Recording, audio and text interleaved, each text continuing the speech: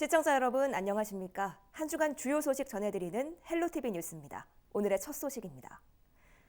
김포 한강 시내폴리스 사업이 토지 보상 절차에 들어가면서 속도를 내는가 했더니 또 암초를 만났습니다.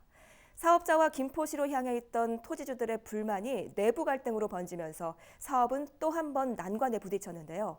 같은 목소리를 내야 할 주민들이 왜 다른 목소리를 내고 있는 건지 이세진 기자가 자세히 짚어봤습니다.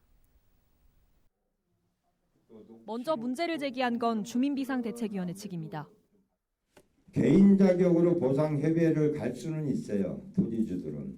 근데 대표 자격으로 가려면 이 동의서 위임장이 있어야 됩니다. 그러면 통합대책위원회 위원들한테 과연 그 당시에 어느 분들이 이 대표 자격을 줬습니까? 없는 걸로 알고 있습니다. 이들이 문제 삼은 건 전 시행사와 보상 협의를 했던 통합대책위원회를 주민 대표로 인정할 수 없다는 것. 때문에 기존 보상금 협의에도 따를 수 없다는 게 핵심입니다. 하지만 통합대책위원회의 생각은 다릅니다. 사업이 시작된 2008년부터 12년째 주민 대표 역할을 해왔다는 겁니다. 초기에 보상가가 발표가 됐을 때 일부 주민들로부터 보상가가 적다 하는 주민들이 생겼습니다. 그래서 다시 이제 비대위가 구성이 됐는데 어떠서 이제는 이제 보상 시점에 와서 지금 보상이 진행되고 있는 상황에서 주민이 한 목소리를 내지 못하고 갈라선 주민들은 사업을 바라보는 시각도 다릅니다. 비대위 측은 보상 절차를 인정할 수 없어 이번 사업을 막겠다는 입장인 반면 법이 이루어진 것 가지고 해야 이 모든 사업이 아주 잘 갈 수 있지. 현재 밀실 몇 사람이 뒤에서 그 자격도 없는 사람들 해가지고는 절대 일은 이루어질 수 없다고 저희들은 단언하고 확신하고 생각합니다.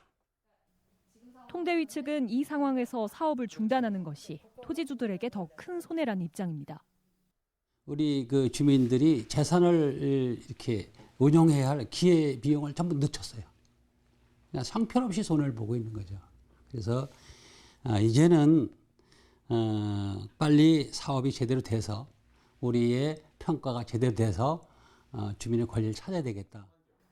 새 사업자는 이미 계약한 일부 토지주를 상대로 보상금 지급을 하고 있는 상태. 하지만 김포시는 주민들 사이 이견으로 이주 대책이나 세부 보상 절차를 논의하는 새로운 보상협의회를 아직 꾸리지 못하고 있습니다. 10년 표류 끝에 보상 절차에 들어간 김포 한강 시내폴리스 사업. 하지만 속절없이 길어진 세월이 같은 목소리를 내야 할 땅 주인들마저 갈라놓으면서 사업은 또 한 번 위기에 빠졌습니다. 헬로티비 뉴스 이세진입니다. 부천시는 전국에서 서울 다음으로 인구 밀도가 높은 도시입니다. 그렇다 보니 주차 문제는 빼놓을 수 없는 현안 중 하나인데요. 특히 주차 공간이 부족한 원도심의 경우 도로 양쪽에 주정차된 차량들로 인해 차량 한 대가 지나가기도 버거운 모습을 목격할 수 있습니다. 이런 문제를 해결하기 위해 부천시는 부천만의 주차 로봇을 개발 중인데요. 로봇이 자동차를 옮기고 주차하고 출차까지 시킨다는 겁니다. 내년 상반기면 그 모습을 볼 수 있을 것으로 예상되는데요. 김진재 기자가 취재했습니다. 골목을 가득 채운 자동차들. 주차할 공간이 부족하다 보니 주민들이 길 양쪽에 차량을 주차한 겁니다. 올해 9월 30일 기준으로 부천시에 등록된 자동차 수는 33만 5천여 대. 하지만 주차면 수는 29만 2천여 대에 불과해 부천 시민들은 고질적인 주차난을 겪고 있습니다. 차 때문에 한 2km, 많게는 한 1.5km까지 걸어서 딴 데 대고 너무 주차 공간이 부족합니다. 특히 주택이 몰려있는 원도심의 경우 주차난은 더 심각한 상황. 부천시는 주차 문제 해결을 위해 지난 4월부터 주차 로봇 개발 사업을 추진 중입니다. 시가 구상 중인 주차 로봇은 물류 이송 로봇과 마찬가지로 납작한 형태. 주차 로봇이 차량 밑으로 들어가 바퀴를 들어올려 이동시키는 방식입니다. 공간 활용성에 좀 더 저희가 집중을 하고 있습니다. 그래서 일반적으로 팔레트가 있는 그런 주차 로봇의 경우에 약 공간의 효과성은 저희가 30% 정도로 보고 있고요. 그 팔레트가 없는 그런 로봇의 경우를 공간의 그 활용성을 한 40% 정도를 보고 있기 때문에 부천시는 주차 로봇 개발 사업을 통해 지역 로봇 산업 활성화와 도시 환경 개선 효과를 기대하고 있습니다. 시는 내년 3월까지 주차 로봇 시제품을 개발한 뒤 실제 주차장에서 실증 사업을 진행할 계획입니다. 헬로티비 뉴스 김진재입니다. 김포 한강하구 최북단에 위치한 전류리 포구에서 특별한 만찬이 열렸습니다. 이곳 어민들이 포구에서 얻은 수익을 모아 지역 노인들에게 식사를 대접하기로 한 건데요. 따뜻한 나눔 현장에 이세진 기자가 다녀왔습니다.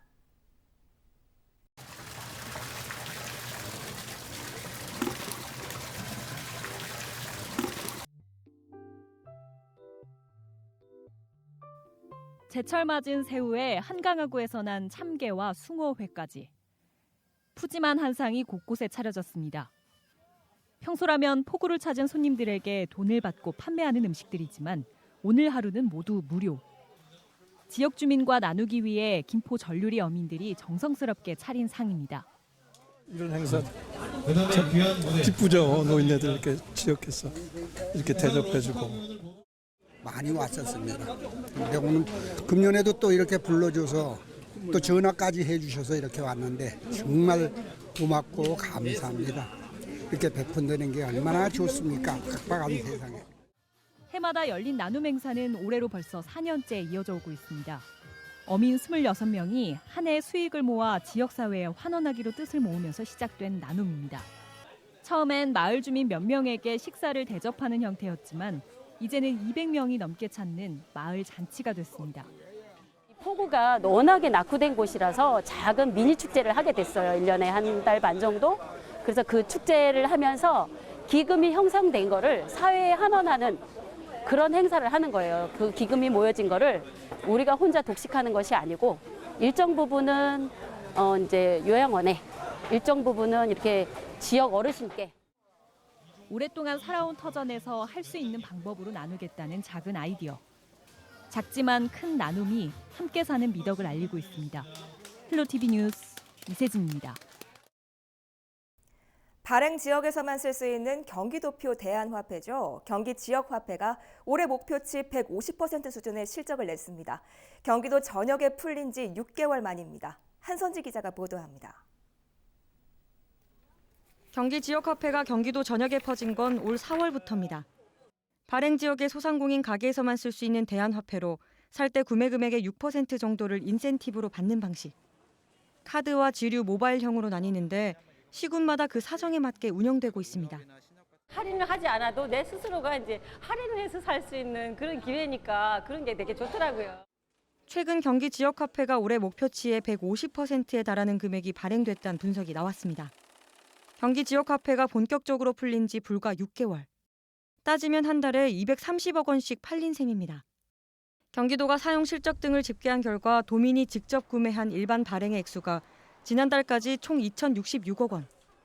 당초 도가 세운 목표치인 1,379억 원을 훌쩍 뛰어넘은 겁니다. 이 중 76.6%가 사용됐으며 그중 일반 한식점에서의 카드 결제가 가장 많았고 슈퍼마켓과 서양 음식점 순이었습니다.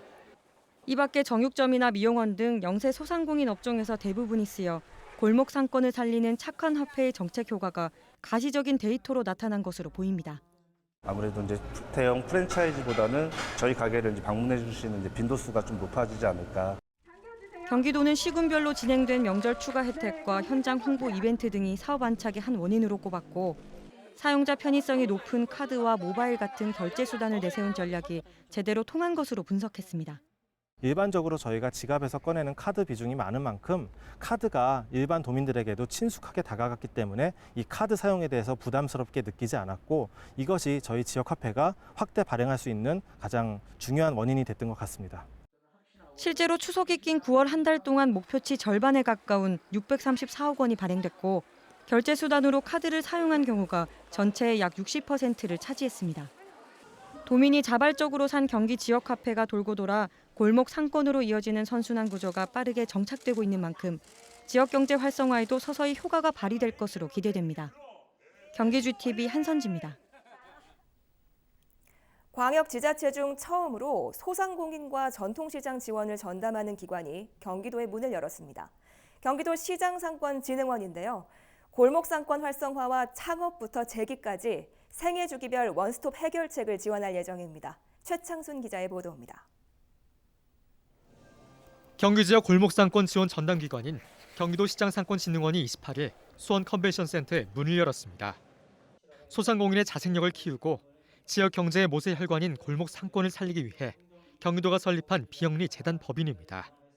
초대 이사장은 방기홍 한국중소상인 자영업자 총연합회장이, 초대 진흥원장은 임진 전 경기도 정책개발지원단장이 맡았습니다.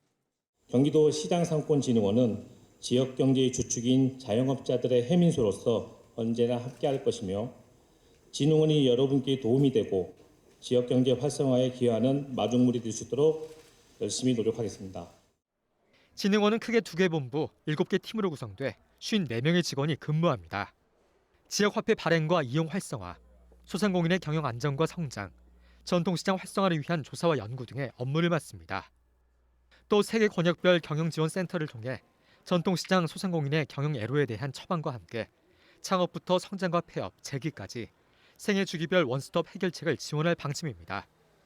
개막식에 참석한 이재명 경기도지사는 피가 잘 통해야 건강한 것처럼 경제도 순환이 잘 돼야 살아난다며 경기도가 새롭게 모범을 만들어 나갈 것이라고 말했습니다. 우리가 시장상권진흥원을 발족하게 된 이유는 많은 분들이 공감하시겠지만 우리 경제를 튼튼하게 하고 모두가 함께 잘 사는 사회를 만들기 위한 것입니다. 우리 경기도에서 새롭게 모범을 좀 만들어 가 보려고 합니다. 이 지사는 또 우리 경제의 미래는 골목 상권에 달려 있다며 모두가 함께 미래와 희망을 나눌 수 있는 사회를 만들겠다고 덧붙였습니다. 경기CTV 최창순입니다.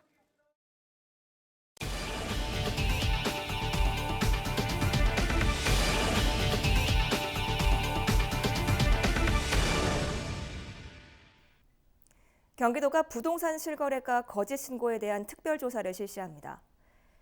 조사에서는 2018년 이후 지정된 토지거래 허가구역 내 부동산 거래 신고 내역 가운데 계약 시기가 의심되는 거래도 포함됩니다. 또 투기 과열지구로 지정된 지역에서 3억 원 이상 주택을 취득한 미성년자와 9억 원이 넘는 주택을 매입한 30세 미만자에 대해서는 자금 조달 내역을 조사할 계획입니다. 부동산 거래 가격을 거짓으로 신고할 경우 부동산 매입 금액의 5%에 해당하는 과태료 처분을 받게 됩니다. 김포시가 지난 2012년 중단했던 중국 하택시와의 교환 근무를 내년부터 재개할 예정입니다. 정하영 김포시장은 최근 중국 방문 당시 하택시장을 만나 내년부터 교환 근무를 재개하는 방안을 논의했습니다. 또 관련 예산을 내년도 본 예산에 편성하는 방안을 검토 중인 것으로 전해졌습니다. 김포시는 자매결연 도시인 하택시와 2008년부터 교환 근무를 실시했지만 성과가 미흡하다는 이유로 4년 만에 중단된 바 있습니다. 부천 상동 어울마당이 문을 열었습니다. 상동 어울마당은 지상 4층, 지하 2층 규모의 시민 밀착형 복합 복지시설인데요. 저소득 노인들에게 무료 급식을 제공하는 경로식당과 발달장애인 운영 카페, 영어 특화 도서관 등 다양한 문화 복지시설들을 갖추고 있습니다. 특히 영어 특화 도서관에는 영어 원서 3천여 권이 비치돼 있는데요. 영어 공부에 관심이 많은 학부모와 어린이들에게 인기가 높을 것으로 예상됩니다. 부천시가 최근 열린 도시재생 주민참여 프로그램 우수사례 경진대회에서 국토교통부 장관상인 대상을 받았습니다. 이번에 상을 받은 팀은 소사지역 주민들이 모여 만든 소세마을 기획단인데요. 지역에서 마을 해설사 육성 사업과 소세마을 역사관 등을 운영하고 있습니다. 소사지역은 지난 2014년부터 꾸준히 도시재생 사업을 해온 만큼 이번 수상에 대한 감회도 남다를 것 같은데요.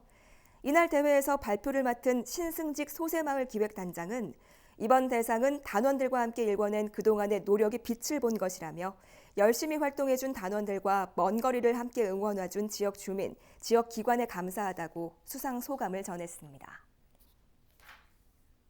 경기도의회가 아프리카 돼지열병 피해 농가를 돕기 위해 태스크포스를 구성하기로 했습니다.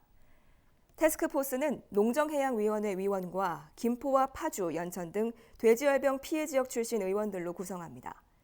돼지열병 피해 지원 태스크포스는 현실적인 피해 농가 보상금 지원 방안과 생계 안정자금 확대, 농가 대출금 상환 유예 등을 논의할 계획입니다. 도의회는 다음 주 여는 정례회에서 태스크포스를 구성하기로 했습니다. 김포시가 다음 달 말까지 자동차세를 납부하지 않은 차량을 집중 단속합니다. 김포시는 체납 건수가 2건 이상이거나 20만 원 이상 체납한 차량을 발견할 경우 번호판을 떼어 보관할 계획입니다. 단속에 걸린 운전자는 체납액을 납부해야 번호판을 되찾을 수 있고 번호판 없이 차량을 운행할 경우 과태료를 내야 합니다. 김포시 자동차세 체납액은 올해 9월 말 기준 69억 8천만 원입니다. 김포시가 공장 난림 문제를 해결하기 위해 이미 인허가를 받은 공장들이 제대로 운영되고 있는지 자세히 살펴보기로 했습니다. 집중관리 대상은 공장 설립 승인 뒤 방치하거나 매매 또는 임대한 공장, 환경영향평가 협의 조건을 따르지 않은 공장, 불법으로 업종을 바꾼 공장 등입니다. 김포시는 지난 9월 해당 업무부서에 전담 인력 2명을 배치했고 문제가 있는 공장을 추려 11월부터 본격적으로 조사할 계획입니다. 오늘 준비한 소식은 여기까지입니다. 헬로티비 뉴스 경위는 언제나 지역 주민 여러분 곁에 있겠습니다. 시청해주신 여러분 고맙습니다.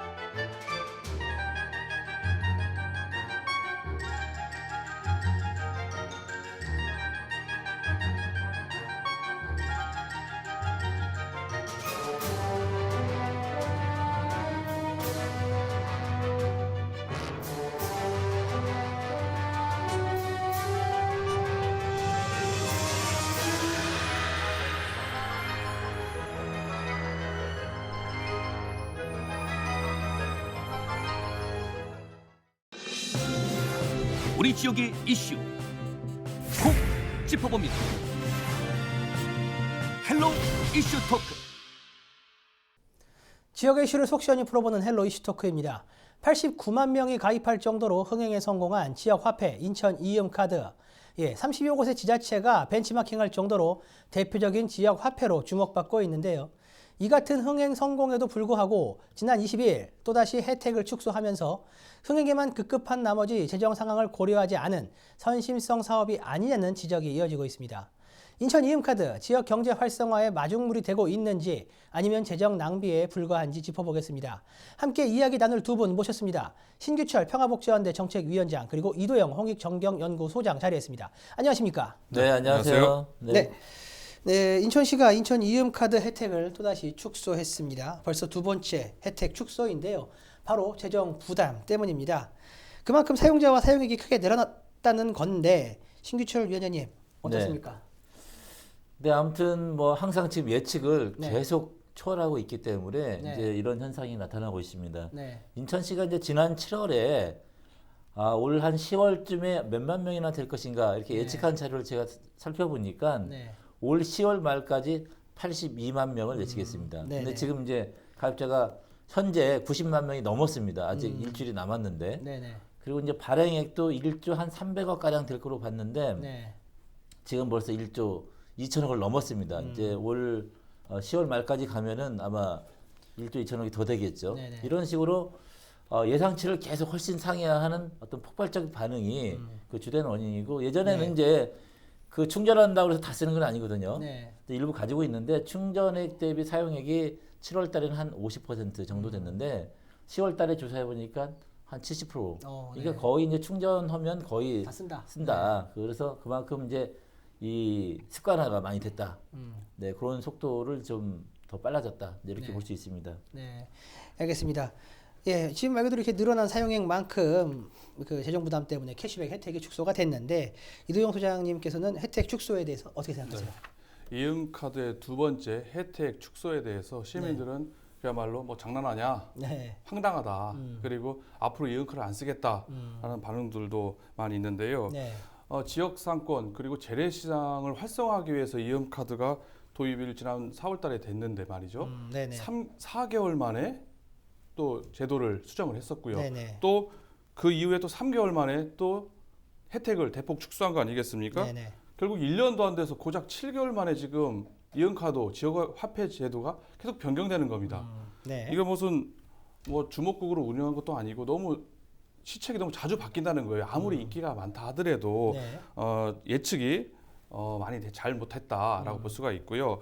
또 이렇게 되면은 바뀐 두 번째 축소에 의하면은 이제 월 캐시백 혜택이 9,000원밖에 이르지 않습니다. 30만 원 한도요. 네네. 그러니까 30만 원 이내고 9,000원밖에 캐시백이 되지 않는 그렇죠. 상황이 되는데요. 네.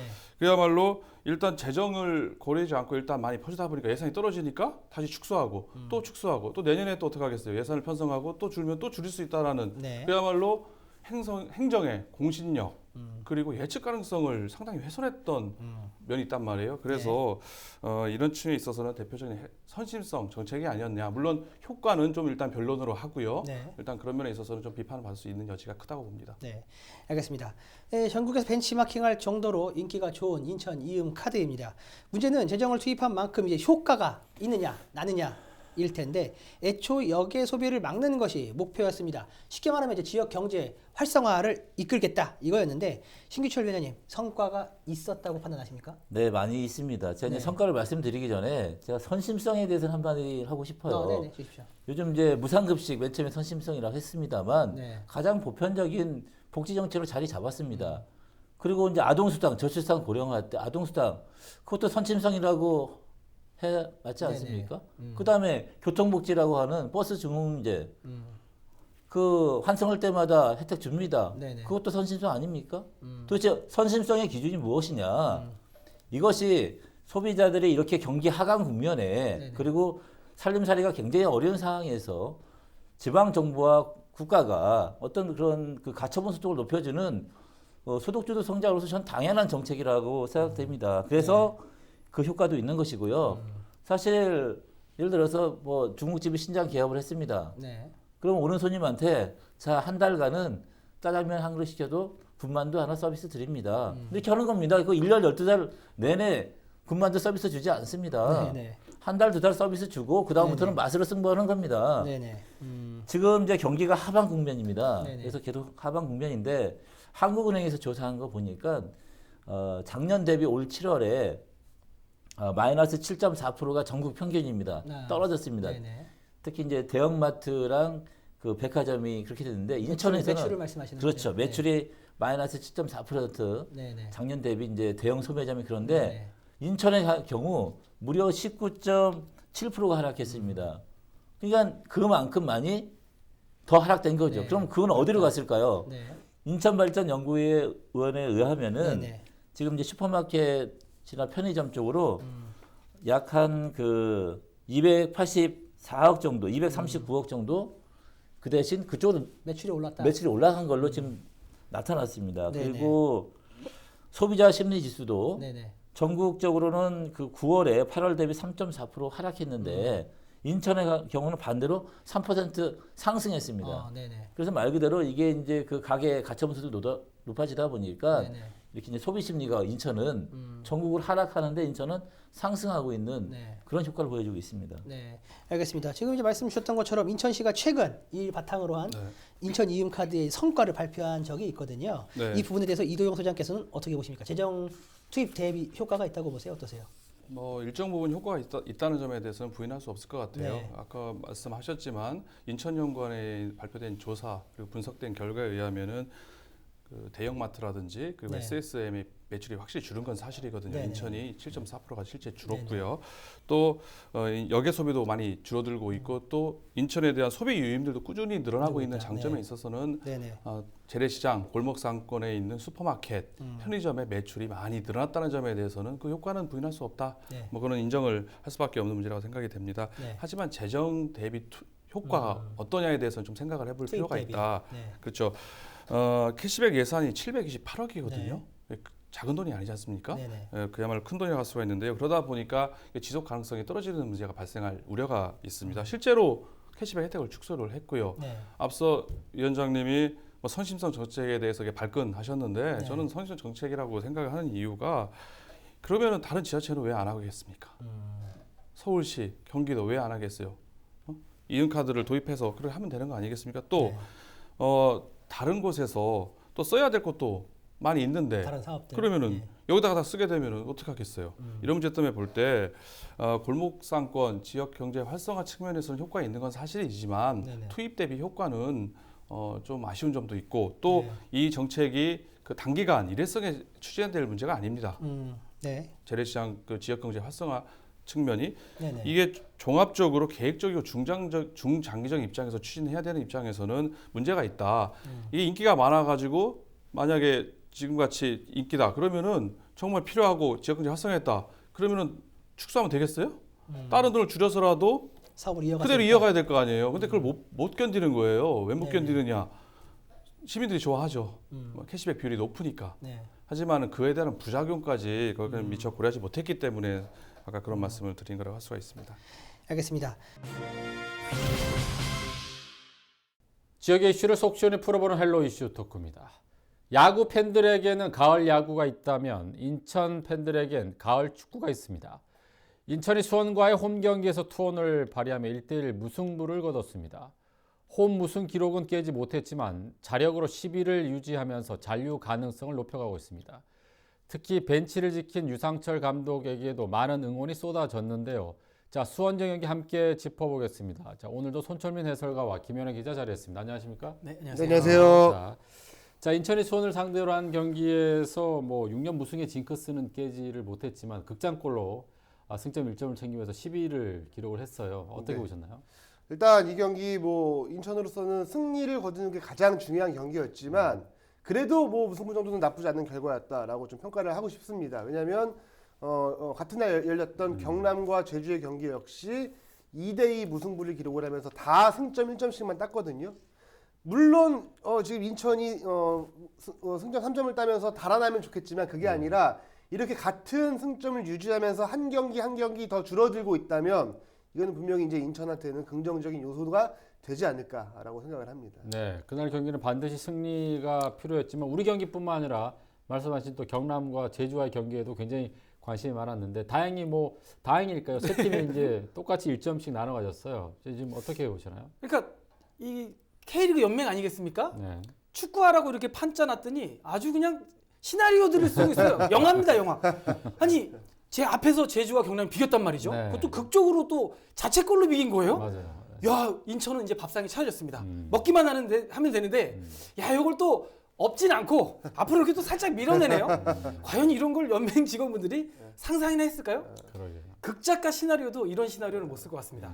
아쉽긴 하지만 정말 재밌었던 이번 주말이었어요. 네. 제가 사실은 이날 경남과 제주의 경기를 취재하기 위해서 창원에 있었거든요. 네. 근데 이 경기가 인천 수원전보다 1시간 먼저 열렸어요. 네. 1시간 먼저 열렸어요. 그렇죠. 3시에 열렸는데 경기를 다 취재하고 마무리하고 이제 퇴근하려고 보니까 경남 직원들이 우르르 모여서 뭘 하고 있더라고요. 가서 봤더니 그 경남 구단 사무실에서 다 같이 인천 수원전을 보고 있었습니다. 근데 그쪽의 마음은 수원을 응원하는 마음이죠. 그렇겠죠. 왜냐하면 네. 인천이 승점을 따면 안 되니까. 네. 그런데 이제 1대1 경기가 마무리되는 모습을 보고 정말 한탄을 하더라고요. 그 정도로 굉장히 이 촉박한 이 상황이 돌아가고 있습니다. 그리고 앞 경기에서 아까 말씀드린 대로 밥상이 잘 차려져 있었는데 무고사의 골이 또 업사이드가 되고 후반전에 얻은 페널티킥이 또 무효가 되면서 조금 아쉬움이 많이 남았지만 굉장히 투혼이 빛났고 또 인천하면 잔류의 왕 아니겠습니까? 이 잔류의 어떤 DNA가 가득한 그런 팀이 아닐까 하는 생각이 드는데 선수들의 움직임 어떻게 보셨나요? 이날 선수들이 저는 전반전에는 좀 만족스럽지 않은 부분도 있었어요. 특히나 수원 삼성에서 이제 전세진 선수가 굉장히 좋은 활약을 펼치면서 인천 골문을 위협하는 모습들이 있었고 실제로 그 장면에서 이제 득점도 나왔습니다. 그런데 저는 오히려 이게 상대팀인 이임생 감독의 뭔가 패착이 아닌가 싶어요. 전세진 선수를 45분 만에 교체 아웃시켰거든요. 그러면서 오히려 인천으로서는 수비 부담을 덜 수 있는 그런 경기였고 그리고 우리가 늘 이야기하는 게 이제 무고사 선수가 잘하고 있다라고 이야기를 하지만 저는 앞으로는 이 선수 이야기를 더 많이 하고 싶어요. 지현학 선수. 예. 지현학 선수가 이날 경기를 비롯해서 정말 많이 띄워주고 있습니다. 그래서 사실은 이제 무고사 선수에게 기회가 많이 주어지는 건 그만큼 지현학 선수가 많이 뛰고 공간을 창출하기 때문이라고 좀 보여지거든요. 그래서 이런 면에서 봤을 때 지현학 선수가 굉장히 돋보였던 경기였고 그다음에 상대 팀으로서는 전략적인 약간 좀 페인도 있지 않았나라고 좀 평가를 하고 싶습니다. 이날 지현학 선수가 4-2-3 1회 바로 무고사 선수 바로 뒤에서 네. 처진 스트라이커 역할을 했었는데 굉장히 뭐 좋은 활약을 보였어요. 이날 그 인천에 이제 6경기 이제 무패를 했어요. 제가 좀 데이터를 봤더니 지난 9월 20일 대구하고 1대1로 비긴 이후에 6경기 동안 2승 3무 승점을 10점이나 쓸어 담으면서 지금 10위까지 도약을 했는데 지금 상승세로 봐야 되는 거죠? 네, 이 상승세가 그러니까 제가 늘 말씀드립니다. 전반기에 좀 이렇게 좀 해줬으면 네. 지금 조금 편할 텐데 왜 이제 와서 하냐? 막 이런 말씀들을 하세요. 야, 이제 인천의 조직력이 좀 올라온다. 말이 좀 안 되는 게 그럼 다른 팀들은 조직력이 점점 떨어지는 건 아니거든요. 네. 분명히 인천에게 보이지 않는 힘이 있는 것입니다. 그것이 뭐 어떤 DNA에 녹아 있는지는 뭐 과학적으로는 모르겠으나 네. 그날 경기에서 그랬어요. 분명히 인저리 타임까지 이거 추가 시간을 그렇게 줬는데도 어떤 1대0이 계속 긴장감 유지가 되는데 옆에서 지켜보는 모든 인천 팬들이 눈빛이 살아있으셨어요. 아니야. 아직 아니야. 결과적으로 1대1을 만들어냈던 건 선수와 팬들 간에 그리고 이 경기장 안에 무엇인가 보이지 않는 일 분명히 존재합니다. 유상철 감독에 대한 또 감심도 굉장히 높았거든요. 네. 건강 이상설. 네. 지금 어느 정도인지 뭐 얘기가 좀 나온 게 있나요? 일단 정말 많은 관심이 있더라고요. 이제 저희 뭐 기자들이 취재를 갔는데 원래 경기 전에 사전 인터뷰를 할 때 취재진들이 가서 이제 뭐 물어보는데 그 사전 인터뷰에 방송 카메라가 들어온 걸 처음 봤습니다. 그 정도로 이제 이상철 감독에 대한 관심이 높은데 이상철 감독은 표정이 굉장히 밝았어요. 오히려. 예. 뭐 선수들하고 정말 마지막까지 하겠다고 내가 끝까지 우겼다.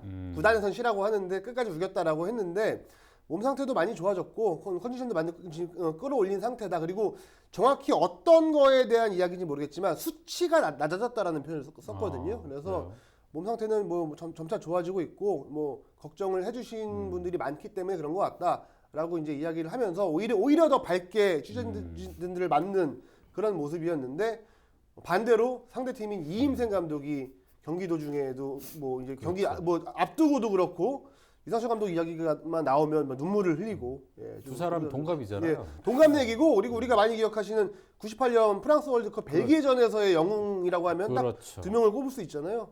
그래서 이임생 감독이 친구를 위해서 내가 할 수 있는 건 꼭 안아줄 수 있는 것밖에 없었다라고 이야기를 하는데 또 이상철 감독은 우리 저 임생이가 내 친구인데 등치만 컸지 정말 애 같은 친구다 열이다 뭐 이렇게 이야기를 하더라고요. 그래서 정말 저렇게 좀 우정도 좀 느낄 수 있었고 이상철 감독이 지난번 경기보다는 표정이 밝아져서 좀 다행이다라고 좀 느껴졌던 그런 경기였습니다. 일부 팬들이 이렇게 인천의 강등도 중요하긴 하지만 유상철 감독은 사실 2002 월드컵 우리나라 축구의 굉장히 귀한 자산인데 좀 쉬게 해야 되지 않나 이런 또 말들도 있는데 유상철 감독이 본인이 직접 이렇게 지키겠다 벤치를 지키겠다 이렇게 말을 한 거죠. 지금? 네 그렇습니다. 그래서 지금 구단에서도 그렇고 뭐 전달수 대표에서도 그렇고 일단은 몸이 중요하니까 좀 쉬어라라고 했는데 사실은 뭐 지난번에도 말씀드렸지만 이상철 감독이 지금 그렇게 막 할 수 있는 조치들이 많지가 않아요. 왜냐하면은 지금 검진을 받았고 그 결과가 나올 때까지 기다리고 있는 상황이거든요. 그래서 내가 병원에 누워 있는 것보다 그라운드에 나와 있으니까 나는 좀 살 것 같다.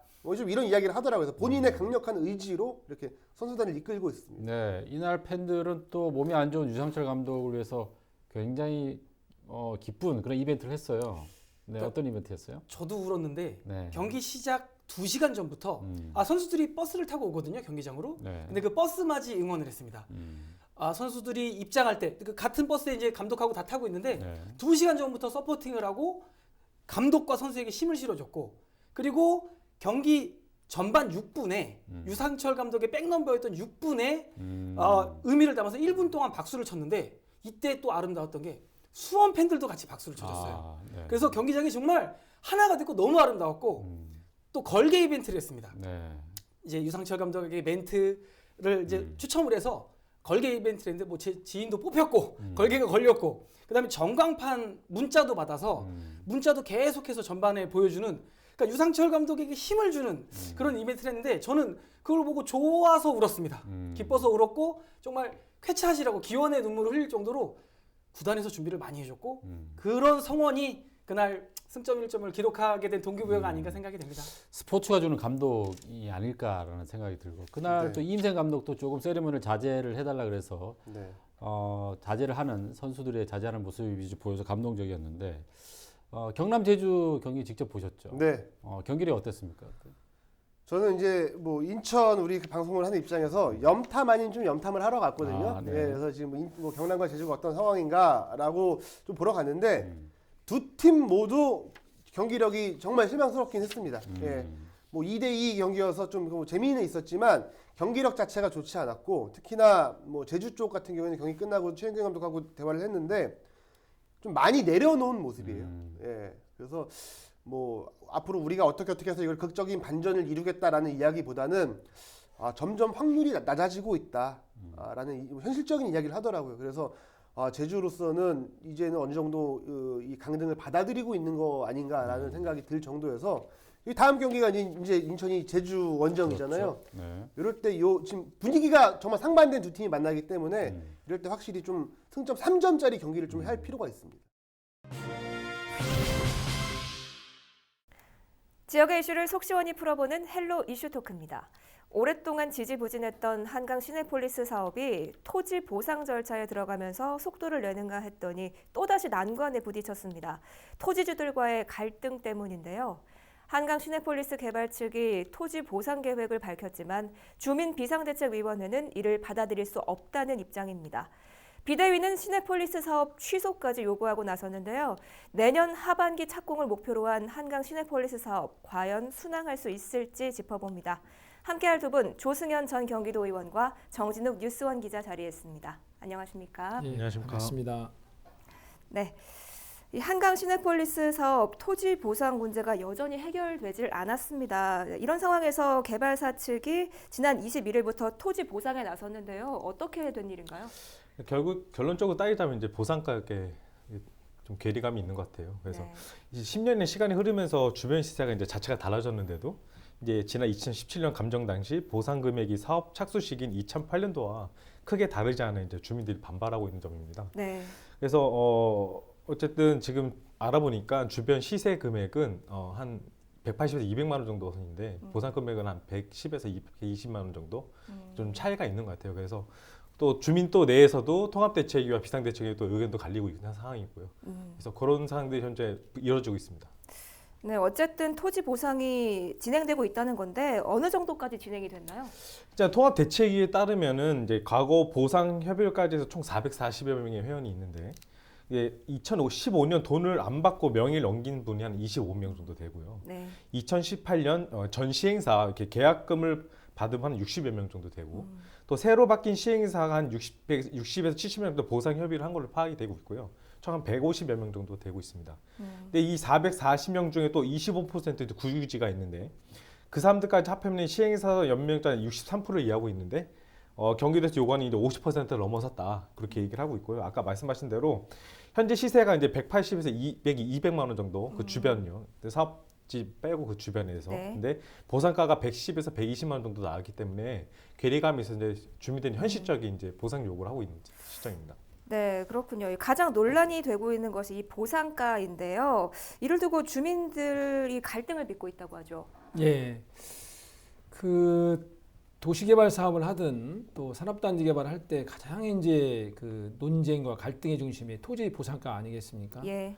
마찬가지로 시내폴리스도 이제 토지 보상에 대한 기준에 대한 갈등들이 있고 그 속에서 토지주들이 두 분야의 대책위원회로 구성돼서 이 속에서 또 갈등이 있습니다. 네. 그래서 통합대책위원회 분들이 이제 그 주민추천 감정평가사를 추천하는 총회가 있었는데 그 중에 토지주 430명 중에 68명만 참여하셔서 이 대표성에 대한 문제가 좀 있었고요. 네. 또 한 230명이 참여하는 비상대책위원회 분들은 지금 주식회사 한강 시내폴리스하고 전면 토지 보상 협의를 지금 거부하고 있는 상황입니다. 네. 그래서 이런 해법들이 결코 쉽지 않을 것이다라는 생각을 갖고 있기 때문에요. 이것들에 대한 그 종합적인 서로의 협의체를 좀 다시 진솔되게 구성할 필요가 있지 않냐라는 생각을 해봅니다. 예. 네, 말씀하신 것처럼 통합대책위가 있고 또 주민비상대책위가 있는데요. 애초에 어떻게 두 단체가 다르게 구성된 건지 궁금합니다. 통합대책위원회나 비상대책위원회나 두 단체 다 공이 토지 소유자임에는 분명합니다. 그러나 이제 통합대책위원회는 이제 이 소량의 그 토지를 소유한 분들이 많으시고요. 아무래도 비상대책위원회는 이제 이 면적 비율이 많은 분들이 이제 참여를 하셨는데 이 부분들에 대한 갈등이 있고 이 속에서 이제 통합대책위원회는 조속한 보상을 통해서 이 사업이 이루어졌으면 좋겠다라는 그런 견해가 있고요. 네. 비상대책위원회는 이 산업단지가 이렇게 행위 제한이 묶인 지가 10년 됐지 않습니까? 많은 재산권에 대한 제약에 박탈이 있기 때문에 네. 이 산업단지를 해제해달라 혹은 현실가 보상을 통해서 좀 조속하게 일이 이루어졌으면 좋겠다라는 이런 견해가 좀 이렇게 상반되게 상충되고 있습니다. 이 보상 문제 둘러싼 논란 늘 있어 온 이야기인데 어떻게 풀어가야 하는지가 관건입니다. 시내폴리스 사업의 보상 문제 어떻게 풀어가야 할까요? 일단 그 시와 사업 시행자들이 이 주민들 간의 그런 이 불신의 벽을 좀 허무는데 노력을 해야겠다. 그 불신의 벽은 결론은 현실적인 보상가의 문제가 아닐까라는 생각이 들고 있고요. 네. 제 바람은 지금 통합대책위와 비상대책위가 두 단체가 존재하는데 이걸 통합을 해서 협상 창구를 좀 단일화하면 어떨까? 그러면 오히려 협상력도 오히려 강화될 수 있고 입지도 좀 확보되지 않을까 이렇게 생각이 들고 있습니다. 그래서 무엇보다도 그 속에서 사업 시행자는 또 이 두 단체를 적절히 이관계를 책략을 써서 이 분열하는 것보다 오히려 신뢰 속에서 두 단체가 통합하면 오히려 일이 더 빨리 진행될 수 있다라는 게 보여집니다. 네, 알겠습니다. 정진욱 기자님 어떻게 보시나요? 앞으로 순항을 하려면 이 사업이 순항하려면 어떻게 해야 할까요? 어쨌든 주민들이 10년 동안 이 문제를 끌어왔잖아요. 그래서 이 문제 해결되기 원하거든요. 그리고 제가 이제 몇몇 토지분들, 그러니까 개별적인 토지분들과 통화해본 결과 빨리 해결되기 원하고 계세요. 그래서 대신 이 현실적인 보상가를 원하고 있거든요. 그래서 이 부분들이 아까 의원님께서 말씀하신 대로 하나의 당이라든 창구와 그리고 시행사와 이제 관이 같이 합쳐서 대화를 통해서 풀어나가야 될 문제라고 생각합니다.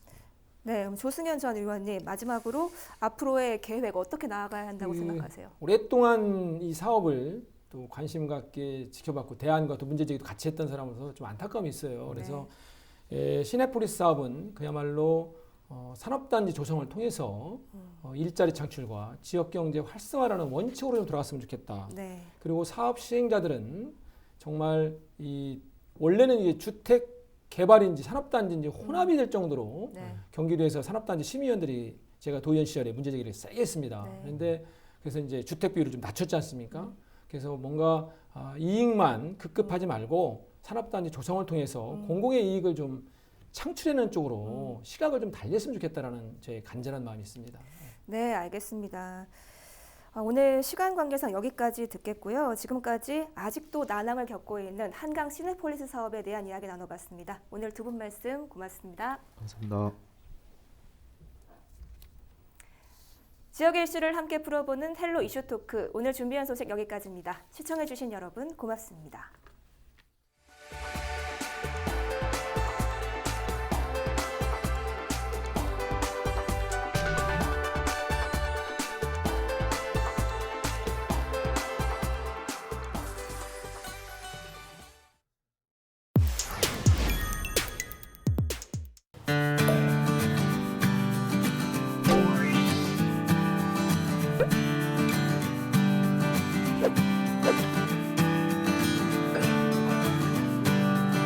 지속 가능한 지역화폐의 모범으로 자리 잡기 위해서 어떤 방향으로 변화하고 진화해 나가야 하는가라는 질문에 답해야 할 때가 되었다고 생각합니다.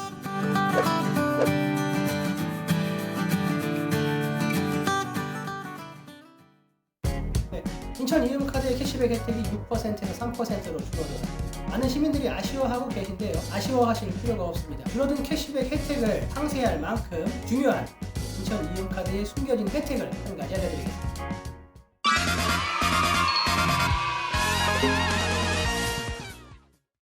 네, 인천 이음카드 앱을 보시면 중간 지점에 이렇게 혜택 플러스라는 코너가 있습니다. 클릭해서 들어가 보면요, 다양한 업체들이 나오고 있죠. 반려동물 용품점부터 족발집, 피부관리실 등 종목도 다양합니다. 그리고 업체들 이름 상단에 보시면 이렇게 3%, 5% 할인이라고 적힌 글이 보이시죠? 기존 인천 이음카드 3% 캐시백 혜택에 추가로 캐시백 혜택을 얻을 수 있는 업체들입니다. 바로 혜택 플러스 가맹점들이죠. 지역별로 추가 캐시백 혜택을 받을 수 있는 업체들도 이렇게 보시면 찾아볼 수 있습니다. 우편글 한번 찍어볼까요? 지역별로도 이렇게 혜택을, 추가 혜택을 받을 수 있는 혜택 플러스 가맹점들을 찾을 수 있고요. 제가 지금 있는 지역, 주변 지역의 혜택 플러스 가맹점도 이렇게 찾아서 표시해 줍니다. 이 혜택 플러스 가맹점 잘만 활용하면 기존 6% 캐시백 혜택은 너끈히 넘어서는데요. 현재 혜택 플러스 가맹점 수는 1,300곳 정도입니다. 인천시는 이 혜택 플러스 가맹점을 6만 곳까지 늘린다는 계획인데요. 인천 이음카드를 많은 시민들이 사용한다면 이 혜택 플러스에 참여하는 가맹점도 많이 늘어나겠죠. 혜택도 받고 골목 상권도 살리고 지역경제 활성화 어렵지 않습니다.